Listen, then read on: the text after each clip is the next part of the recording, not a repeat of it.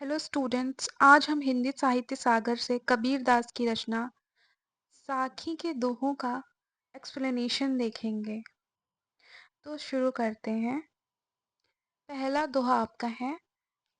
गुरु गोविंद दो खड़ी काके लागू पाए, बलिहारी गुरु आपनु जिन गोविंद दियो बताए।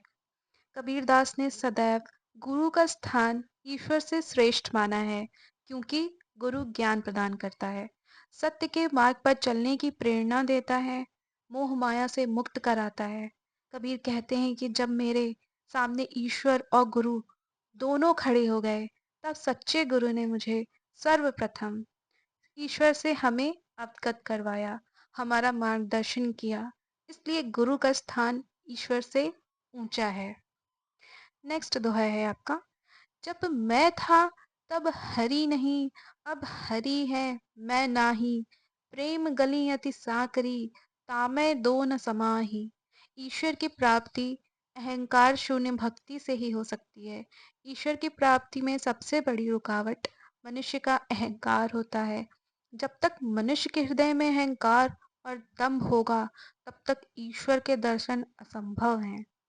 परंतु जिस दिन मनुष्य अपने भीतर के अहंकार का त्याग करता है, उस दिन उसके हृदय में ईश्वर का वास हो जाता है। नेक्स्ट दोहा है आपका। काकर पाथर जोर के मस्जिद लई बनाए, ता चढ़ी मुल्ला बाग दे क्या बहरा हुआ खुदाए। प्रस्तुत पंक्ति में कबीरदास ने धार्मिक पाखंड पर व्यंग्यात्मक प्रहार किया है।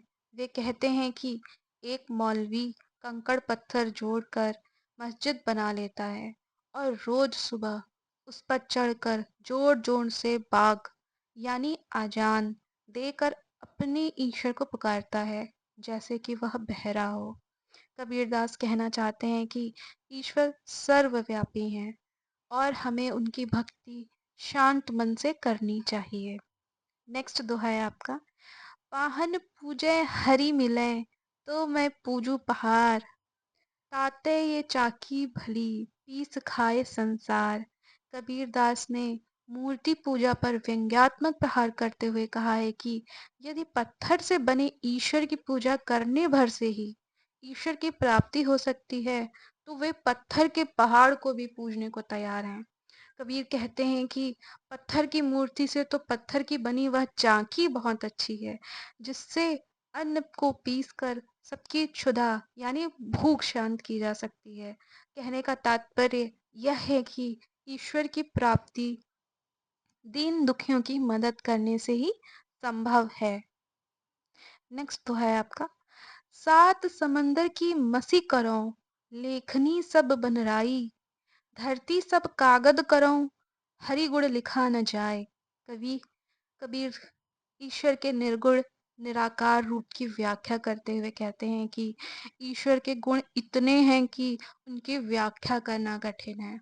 इसके लिए यदि हम सातों समंदर यहाँ महासागरों से है, इसका अर्थ कि को स्याही बना लें, समस्त वन के वृक्षों को लेखनी यानी कलम और इस धरती को एक कागज की तरह प्रयोग किया जाए, फिर भी श्री हरि के गुणों का लिखा जाना संभव नहीं है। ये आपका फिनिश हो गया। अब आप इनसे रिलेटेड ये क्वेश्चंस कुछ हैं जो फ्रेम किए जा सकते हैं, इनको आप अटेम्प्ट करने की कोशिश करिएगा। ठीक है। Thanks for watching.